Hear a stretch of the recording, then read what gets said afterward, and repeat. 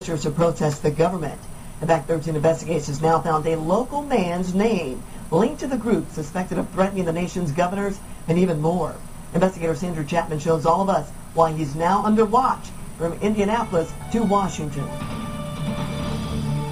Mitchell Elias Daniels Jr., state of Indiana, reads the 14th name in a bizarre, threatening letter obtained by 13 Investigates.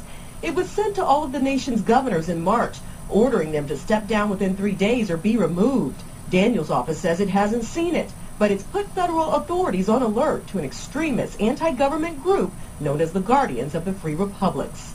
The FBI worked in close coordination with the governor and with our state police. A bulletin was put out by the FBI just in the past several weeks to our law enforcement officers. The letters arrived as government buildings and police officers came under siege.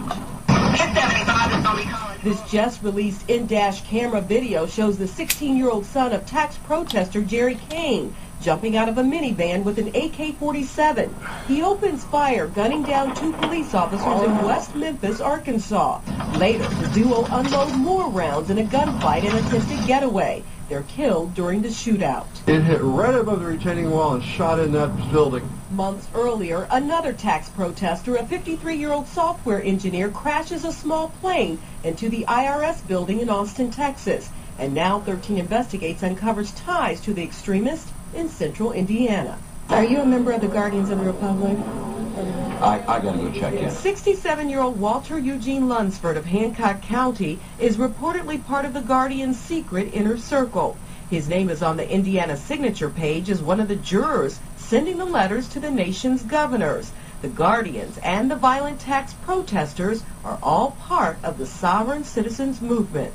Why did you send the letters to the governors telling them to get out of office? I can't talk to you, hon. I'll talk to you some other time.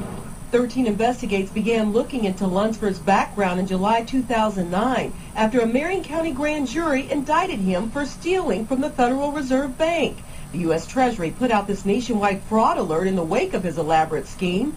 Lunsford is accused of buying at least 5 vehicles, including this Grand Marquis, from Capital City Ford, using government routing numbers and running up $172,000 in car purchases. We filed a civil suit against them, so there's a judgment pending against them on the civil side, too. So that's bubbling its way through the courts. Those types of criminal actions can cost taxpayers millions and millions of dollars. Lunsford was already wanted on a 2007 gun charge. He was caught trying to carry a loaded .22 caliber revolver through a checkpoint at the Indianapolis airport.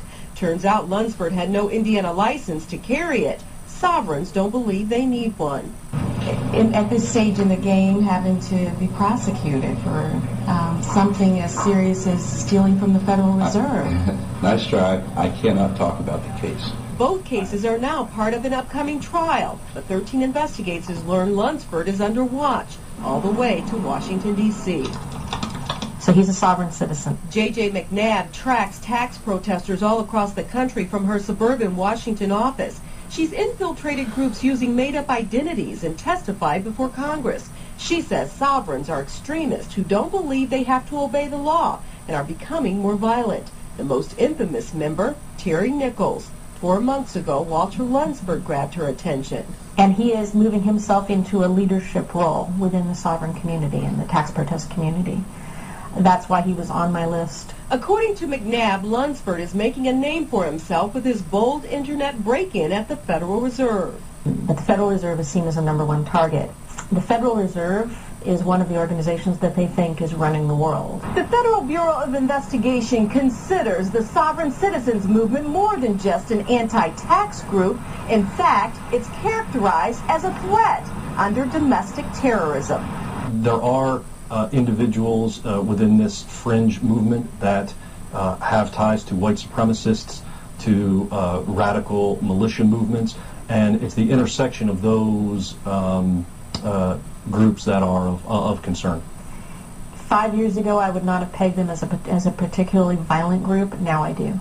McNabb says the recent letters from the Guardians are particularly troublesome. Apparently, they've been holding secret grand jury meetings. Their targets, government servants. Why target police officers and judges and governors. They target the people they come in contact with. But Lunsford defends the Guardians. In a phone call with 13 Investigates, he says his criminal cases are not connected to the group and denies the letters to governors were veiled threats.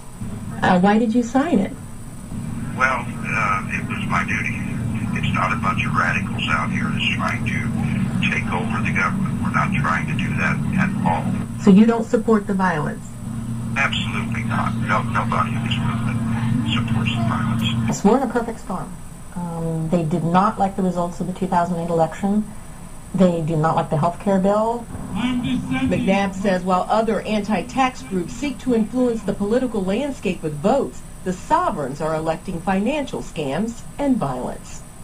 In my world, where I go online and I track these people, I assume that every threat is serious. God. Oh my. Walter Lunsford's criminal trial is set for August. The U.S. attorney says no federal charges were filed because the government recouped its money from the car dealership.